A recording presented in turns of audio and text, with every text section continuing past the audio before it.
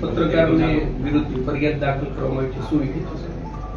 આજે cyber crime police station ખાતે બીએનએસની કલમ 308(5), 308(4), 351(2), 356(3), 61 અને આઈટી એક્ટની કલમ 66E, 67 મુજબ એક ગુનો દાખલ કરવામાં આવેલ છે. આ ગુનાની હકીકત એવી છે કે એમાં ફરિયાદીના ક્લિનિકમાં એક કમલ નાઢા, જે પોતે પણ BAMS ડોક્ટર છે, એના દ્વારા એક બલ્બ હોલ્ડરના રૂપમાં સ્પાઈ કેમેરો ફિટ કરવામાં આવેલ હતો અને તેઓના અંગત પળોના ફૂટેજ રેકોર્ડ કરી અમુક મીડિયા કર્મીઓ સાથે શેર કરી અને એને ડોક્ટરને બ્લેકમેલ કરવામાં આવેલ હતો અને બ્લેકમેલ કરી એમના પાસેથી 25 લાખ જેવી ખંડણીની માંગણી કરવામાં આવેલ હતી અને 50,000 રૂપિયા સ્વીકારવામાં આવેલ હતા. તો એ ગુનામાં આરોપી તરીકે અત્યારે કુલ 12 માણસો છે, જેમાં જે ડોક્ટર કમલ નાડા છે, સત્યની ગર્જના ન્યૂઝના હિરેનભાઈ મકવાણા છે, અજયસિંહ ચુડાસમા છે, હાર્દિક ડોડિયા છે, રાજકોટ હેડલાઇન્સના જગદીશ તેરિયા છે, ભારત ટાઈમ્સના જીગર સોડા છે, ભારત ટાઈમ્સના ઘનશ્યામસિંહ છે, ભારત ટાઈમ્સના જતીન નથવાણી છે, ભારત હેડલાઇન્સના અમિત ઠક્કર છે અને B1 ન્યૂઝના ભરતભાઈ છે.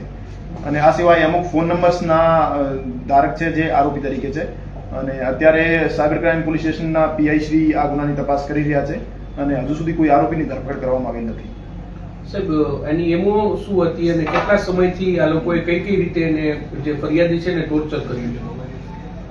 આ જે સ્પાઈ કેમેરો ફિટ કરનાર માણસ કમલ નાડા છે, એનો એક્સેસ જે ફરિયાદી છે ડોક્ટર, એમના ક્લિનિક સુધી હતો અને એ પોતાના જે મરીજ છે એ એના ડોક્ટરના ક્લિનિકમાં મોકલતો હતો. તો એ રીતે ઇઝીલી એક્સેસ મેળવી ત્યાં એમના જે ઇન્જેક્શન લગાવવા વાળું સેક્શન હોય છે ત્યાં એને બલ્બનો હોલ્ડર હોય, એ બલ્બનો હોલ્ડર સ્પાઈ કેમેરાના રૂપમાં મૂકી અને એના વિડીયો રેકોર્ડ કર્યા હતા. એવું જાણવા મળ્યું છે કે આરોપી પાસે કુલ 3,000 થી 4,000 જેવા વિડીયો છે, જેમાં ડોક્ટરના અંગત પળોના વિડીયો તો છે જ, બાકી મરીઝોના પણ જે ઇન્જેક્શન લગાવતા અને ઓબ્જેક્શનેબલ વિડીયો છે, એ બાબતે પણ વધારાની તપાસ કરવામાં આવશે. સાહેબ, ખાસ કરીને આવા તત્વો બેફામ બન્યા છે, લોકોને શું અપીલ કરશો? ખાસ કરીને વેપારીઓ, બિલ્ડરો, ડોક્ટરો, જે હાઈ પ્રોફાઇલ લોકો છે એની પાસે આવી રીતે પહોંચી જતા હોય છે, કોઈ લાયસન્સ હોતું નથી, કોઈ પ્રેસના જે નિયમો છે એનું કોઈ પાલન ક્યારેય થતું નથી, તો લોકો જનતાને શું અપીલ કરશો?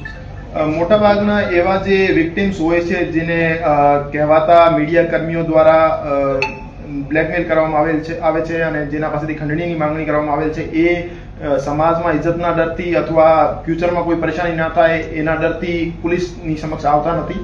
તો હું તમામને અપીલ કરવા માંગુ છું કે જ્યારે પણ આપને કોઈ એવા કથિત મીડિયા કર્મી અથવા બીજા કોઈ માણસો દ્વારા બ્લેકમેલ કરવામાં આવે અથવા મીડિયાનો ડર બતાવીને તમારા પાસેથી પૈસાની માંગણી કરવામાં આવે, તો આપ તરત જ પોલીસનો સંપર્ક કરો અને આપ જ્યાં સુધી સહન કરતા જશો એ આપની પાસેથી માંગણી વધારતા જશે, પણ આપ પોલીસનો સંપર્ક કરો તો પોલીસ આપની પૂરેપૂરી મદદ કરશે. સર, ભારત સરકારના પ્રેસ નિયમ મુજબ લાયસન્સ હોવું જરૂરી છે, માહિતી ડિપાર્ટમેન્ટ કે ઇન્ફોર્મેશન ડિપાર્ટમેન્ટ.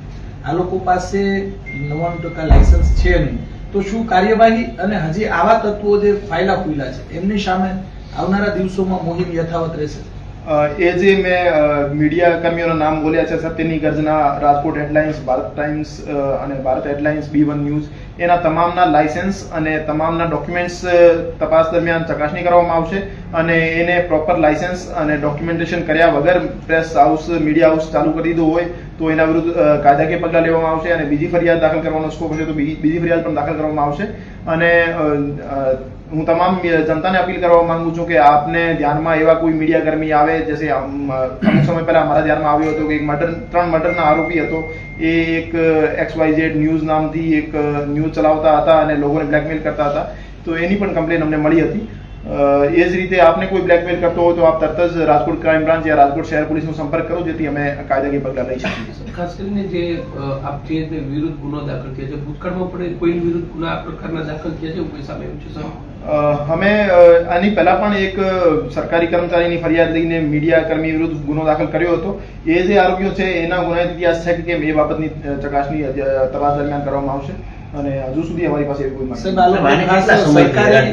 સરકારી જે કચેરીઓ હોય છે એની અંદર પહોંચી જતા હોય છે કાર્ડ લઈને, લાયસન્સ કઈ હોતું નથી, તો અધિકારીઓને પણ આપ શું કહેશો? સરકારી કચેરીઓમાં પણ જે અરજદાર આવતા હોય છે એમને ગુમરાહ કરવા માટે એ જે કહેવાતા પત્રકાર છે એ કુખ્યાત છે. તો હું તમામ સરકારી કચેરીઓમાં જે એવા પત્રકાર લોકોને, માણસોને અથવા સરકારી અધિકારીઓને બ્લેકમેલ કરતા હોય, હેરાન કરતા હોય, એને પણ તરત જ પોલીસનો સંપર્ક કરવા માટે હું અપીલ કરું છું. અને કોઈ આરટીઆઈ ના નામે પણ એમને બ્લેકમેલ કરતો હોય અથવા મીડિયાના નામે પણ બ્લેકમેલ કરતો હોય અથવા ખંડણીની માંગણી કરતો હોય તો આપ તરત જ પોલીસનો સંપર્ક કરો. અને જે આપે પૂછ્યો, જૂન 2024 થી આ દિન સુધી ફરિયાદીને લગાતાર દાગ ધમકી અને એક્સટોર્શનની એમની ડિમાન્ડ ચાલુ હતી અને 25 લાખ રૂપિયાની માંગણી એમના પાસેથી કરવામાં આવેલ હતી. અને એ વિડીયો જે છે 2023ના આજુબાજુમાં રેકોર્ડ થયેલા છે અને એના પછી એને મીડિયા કર્મીઓ સાથે શેર કરી અને ડોક્ટરને બ્લેકમેલ કરવાનું શરૂ કર્યું હતું. સર, આ વિડીયોનો કે બીજી જગ્યાએ ઉપયોગ કરવામાં આવતો અથવા વેચવામાં આવતો એવું કંઈ સામે આવ્યું છે ખરા? હજુ સુધી પોલીસ પાસે એવી કોઈ માહિતી નથી કે મીડિયા જે વિડીયો છે વિડીયોને કોઈ બીજા પ્લેટફોર્મ ઉપર શેર કર્યા હોય અથવા વેચ્યા હોય. પણ તપાસ દરમિયાન એવું કોઈ સામે આવશે તો એમાં યોગ્ય કલમો જે સર્ક્યુલેશનની લાગતી હશે એ પણ ઇન્વોક કરવામાં આવશે અને કડક પગલાં લેવામાં આવશે. જે ડોક્ટર છે એ ડોક્ટરનો શું રોલ છે? એને સ્પાય કેમેરો ફિટ કર્યો તો એને કોઈ દુશ્મની હતી? ડોક્ટર સાથે શું હકીકત છે એમાં?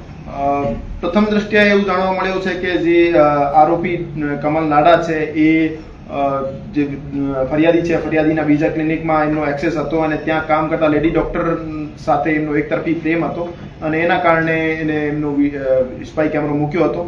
પછી એની દાનત બગડી અને એવા વિડીયોઝ એમની પાસ આવ્યા તો એને ખંડણી માંગવાનું શરૂ કર્યું. સર, જે આ કહેવાતા પત્રકારો છે એમના વિરુદ્ધ ગુના તો આપ નોંધો છો, પણ એના જે સોશિયલ મીડિયામાં પેજ હોય છે એ પેજ ડિલીટ કરવામાં આવશે સર? એમની પાસે પ્રોપર લાયસન્સ અને પ્રોપર ડોક્યુમેન્ટેશન નહીં હશે તો એના વિરુદ્ધ જે સોશિયલ મીડિયા ઉપરથી એના પ્લેટફોર્મ ઉપરથી એના પેजेस અને એના અકાઉન્ટ ડિલીટ કરવાની કાર્યવાહી પણ કરવામાં આવશે. અને એ જે પ્રોપર રૂલ્સ રેગ્યુલેશનનો ફોલો કરતા હશે તો આ ગુનાના આધારે એમની વિરુદ્ધ કાર્યવાહી કરવામાં આવશે. સર, આ ફરિયાદી પાસે 25 લાખ રૂપિયા કોને માંગ્યા હતા અને બાકીના જે આરોપીઓ છે તો એમનો રોલ શું છે? મતલબ પોતાના પ્લેટફોર્મ પર વિડીયો ચલાવીને પછી એમને બ્લેકમેલિંગ કરતા હતા. 50,000 સ્વીકાર્યા તો કોને સ્વીકાર્યા? ફરિયાદીએ અમને ફરિયાદમાં આખું વિગતવાર જણાવ્યું છે કે એને કેટલા કોલ કયા માણસ પાસેથી આવેલ હતા અને એ જે તમામ નામ જે એમને જણાવ્યા છે એમના યા તો એમના પોતે દ્વારા યા એમના કોઈ એજન્ટ દ્વારા ફરિયાદી પાસેથી માંગણી કરવામાં આવેલ હતી અને એના આધારે જ અમે આરોપીઓ તરીકે એમના નામ લીધા છે. તેમ છતાં અમે તપાસ કરીશું અને જેનો રોલ નહીં આવતું હશે યા જેના વિરુદ્ધ પુરાવા નહીં હશે એના વિરુદ્ધ કાર્યવાહી નહીં કરીશું, પણ જેના વિરુદ્ધ પુરાવા મળશે એના વિરુદ્ધ કડક પગલાં લઈશું. Sir, value